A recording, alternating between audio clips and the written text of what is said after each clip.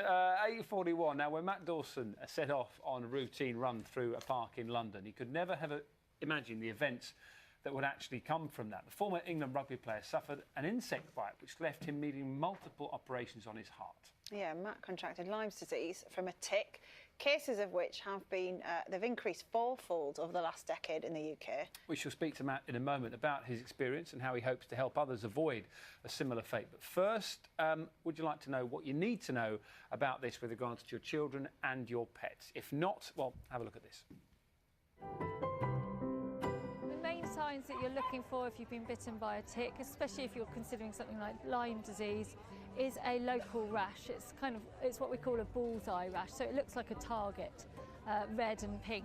You don't always get that though, so it's to be vigilant, it's to look for any areas of red, sore area, and if you're concerned, to go and speak to your general practitioner about the risks and the fact that you've walked in an area of Lyme disease where you've potentially picked up a tick. We're looking for areas that ticks like to hide, so things like belly buttons, behind the knees, where your clothes meet, so like around your waistband, where at the top of the sock line, behind the ears of children, and to examine each other because it can be very difficult to see a tick on your back, for example. So giving yourself a good check over if you've been out in the countryside, in the long grass where there's a higher risk of ticks. Some very helpful advice there. Former England rugby star Matt Dawson joins us now. Matt, great to talk to you. So you've been suffering with Lyme disease. I mean, perhaps most importantly, how are you feeling now? Well, thankfully, I feel a lot better, which is one of the reasons why I've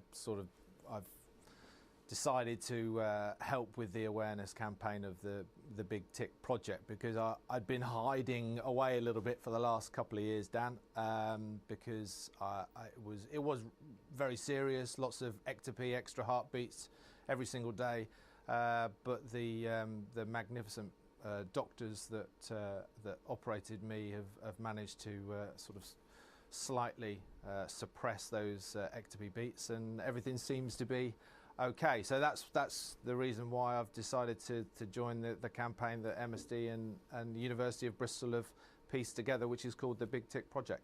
How did you actually contract Lyme disease? I mean, did you see this tick? Did you try and remove it? No, and that was one of the mysteries behind it. And there are lots of cases like that where, I was bitten on my back. My wife thought it was Lyme. She's from Germany, so she had Lyme herself when she was 19. She thought it was Lyme straight away. I went to the GP. It was still very unclear. There was no tick, whether the tick had fallen off or something had happened. And but I did go and have a blood test eventually. That came back as positive, but then it had been in my system for a while, and the ramifications from that were that it had got into my heart and caused a bit of inflammation and scar tissue. And on the back of that, how many operations did you have in your heart after this? I had two ablations, and the second one was 7 hours long, so pretty significant. But, to me, Dan, yes, the procedures were quite severe, and it's stopped me from taking part in as much exercise as I like. But I think what is apparent is it's very easy to get Lyme disease from a tick if you've got pets, if you're walking through fields, long grass. I don't think either you or I would ordinarily check for ticks if we had pets on ourselves as well as our pets, and the VT that you saw there about how to check for ticks on your pets. We don't do it with our kids. We don't do it with ourselves, and I think that was the frustration part. Not so much the procedures. A sportsman, I'm used to having operations, etc. It was the fact that I didn't see it coming, and I probably could have done something about it.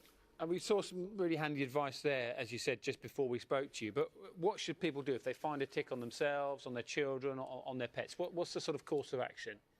Well, firstly, don't listen to any of the wives' tales that are out there about, using surgical spirits or pulling them off or burning them off. There is a special implement that you can use to get the tick off. If you have been bitten by a tick, you've been bitten by a tick, get yourself to your GP. Insist that you have a blood test for Lyme disease. You know, the ramifications for Lyme disease can be extremely serious.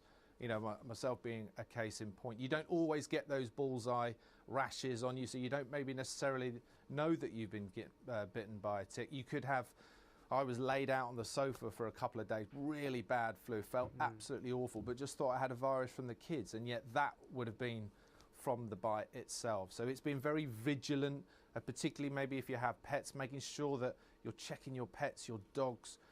Going to the vet specifically for a prescription around ticks is possible. You know, it's not, you don't just have to go to the counter publicly. You can go to the vets and get something really quite specific, which not only helps your pet, but is going to help the family as well.